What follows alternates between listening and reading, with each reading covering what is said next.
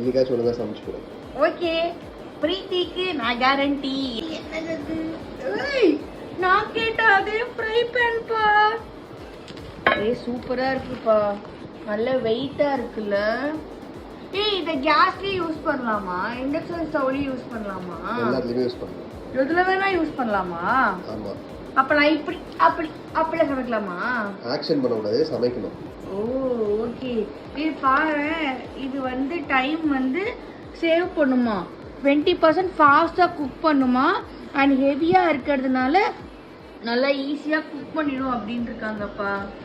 So உங்களுக்கும் இந்த பிரீத்தியோட fry pan வேணும் அப்படின்னா நீங்கள் வந்து மறக்காமல் ட்ரை பண்ணுங்கள். இந்த ஸ்க்ரீனில் உங்களுக்கு கூப்பன் கோட் தெரியும், அதை நீங்கள் யூஸ் பண்ணீங்க அப்படின்னா உங்களுக்கு வந்து டிஸ்கவுண்ட் கிடைக்கும்.